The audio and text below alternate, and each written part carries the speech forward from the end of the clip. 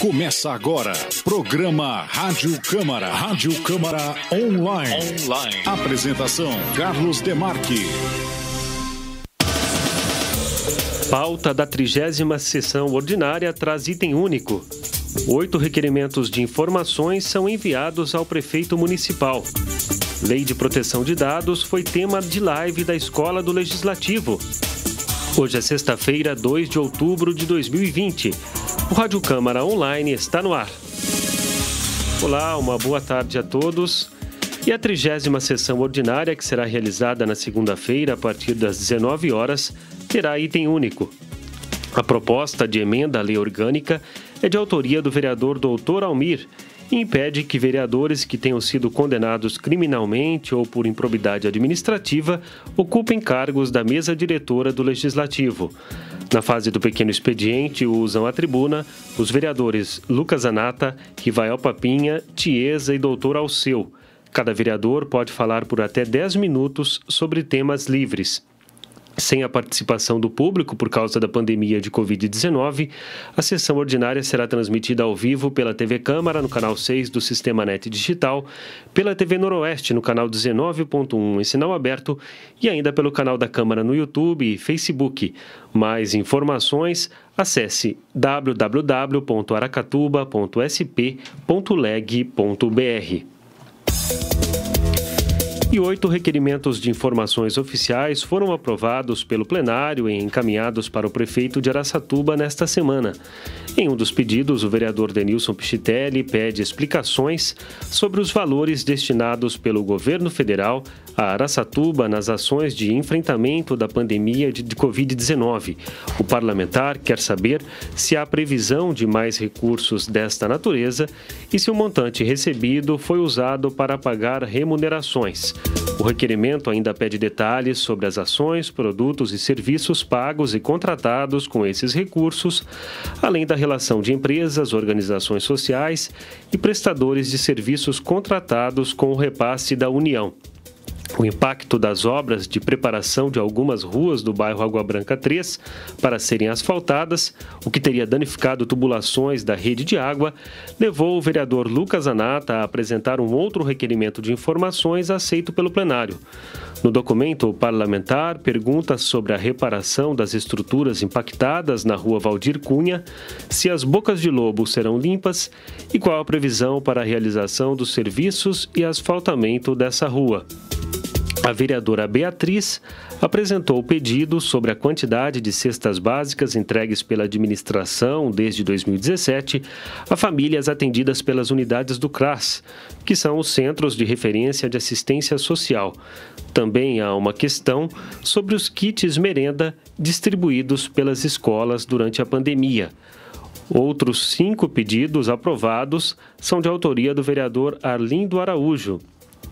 Com base na publicação da portaria assinada pelo prefeito, revogando todas as concessões de gratificações de gabinete e de regime de dedicação plena, e na decisão do Tribunal de Justiça de São Paulo que considerou ilegal o pagamento desses adicionais, Arlindo pede a relação dos nomes de servidores que receberam gratificações após a data de publicação do acórdão do TJ, bem como o cargo e valor recebido desse funcionário. Arlindo quer saber ainda como a Prefeitura pretende restituir esses valores pagos indevidamente e qual a previsão de restituição dos valores. A ampliação da quantidade de ônibus oferecidos aos moradores dos assentamentos rurais para consultas médicas na unidade de saúde do bairro Engenheiro Taveira, a existência de fila para a realização de cirurgias de laqueaduras da rede municipal, os investimentos em melhorias na mobilidade urbana nos últimos 4 anos e a realização de chamamento público para definir a entidade responsável pelo acolhimento de população adulta de rua foram temas dos outros pedidos de informações aprovados na sessão ordinária. Rádio Câmara Online. E vamos terminar o programa de hoje com um balanço de como foi a live realizada pela Escola do Legislativo na última quarta-feira sobre a Lei nº 13.709 de 2018, mais conhecida como Lei Geral de Proteção de Dados. A nova legislação, que regulamenta o uso, a proteção e a transferência de dados pessoais no Brasil, entrou em vigor em 18 de setembro deste ano. Uma das mudanças com a lei é a ampliação dos direitos dos titulares de dados sobre a utilização das informações prestadas em cadastros para que não sejam usadas de forma incorreta, reforçando assim o dever das empresas de proteger os dados de funcionários, fornecedores e clientes. Entre outros aspectos, a lei proíbe o tratamento dos dados pessoais para a prática de discriminação ilícita ou abusiva. Um dos convidados da live foi o advogado e especialista em direito de empresas Jamil Bruno. O palestrante fez um histórico das principais leis relacionadas à proteção dos dados pessoais, ressaltando o impacto da lei nas áreas de informática e tecnologia, marketing, RH e jurídica, o cuidado das organizações com os dados pessoais e também as bases legais para o tratamento de dados. Vamos acompanhar trecho das explicações do advogado Jamil Bruno durante a live.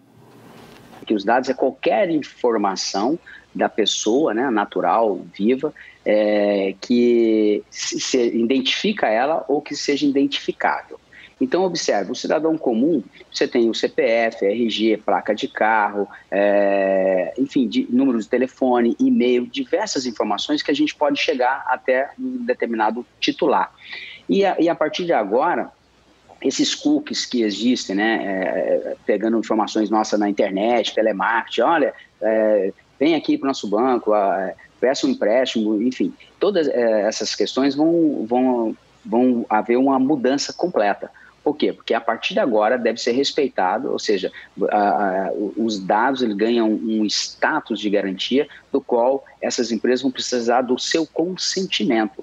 Então, nessa hora, tem que ser um consentimento de forma livre, inequívoca, clara, com aquelas letras destacadas, né, no contrato. Olha, nós vamos usar os seus dados aqui para isso, isso, isso. Vamos ligar para a senhora uma vez por ano para te ofertar um crédito, né? Porque você tem uma conta muito boa. E aí, nesse caso, você vai ter que concordar com isso, vai ter que anuir, vai ter que confirmar. E você vai poder, inclusive, falar assim, eu consenti, mas não quero mais consentir. Então, veja que hoje o dono do dado é o titular, ele que é o gestor absoluto, então ele conseguiu agora um controle, o que significa que quando você tem esse controle, você tem muito mais poder, né? Porque a gente estava comentando há pouco que quando você não tinha essa disciplina, você simplesmente tinha seus dados aí manipulados por todas e qualquer empresas e sendo comercializado, inclusive. Eu até comentei aqui por que essas grandes empresas de tecnologia e plataformas digitais, Google, Amazon, Facebook, WhatsApp, etc., valem bilhões, trilhões de dólares, porque trabalha com o seu, com o meu, com o nosso dado, de graça. Mas agora a gente tem como dizer não, né? Só ir lá na política de privacidade de cada uma dessas empresas e você vai ficar estarrecida, chocada com o que eles têm de informações a seu respeito. Histórico de pesquisa sua de 10 anos atrás. Passem a fazer uso desse direito, ele é muito importante como cidadão. O palestrante trouxe ainda os aspectos necessários para adequação à legislação, incluindo as ferramentas de proteção e de segurança dos dados, o treinamento de equipes e o conhecimento da lei.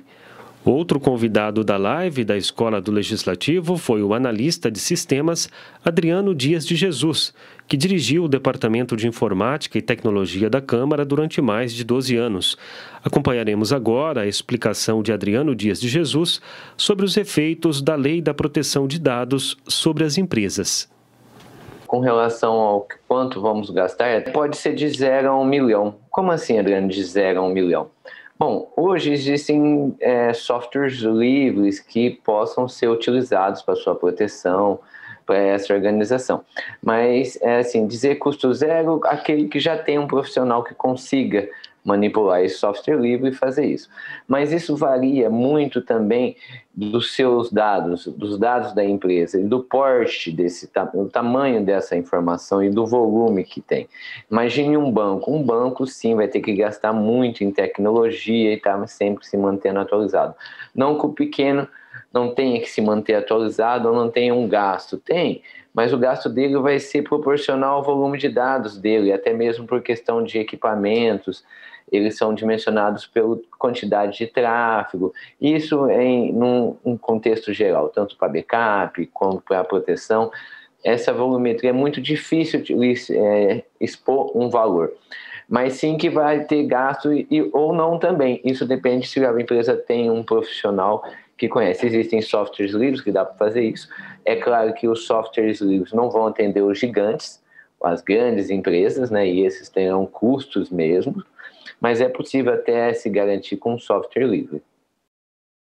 Durante a fase de perguntas, os internautas questionaram os especialistas sobre o que os cidadãos podem exigir das empresas, quais informações devem ser protegidas e de que forma o Poder Legislativo pode contribuir para esclarecer sobre o alcance dessa lei de proteção de dados pessoais.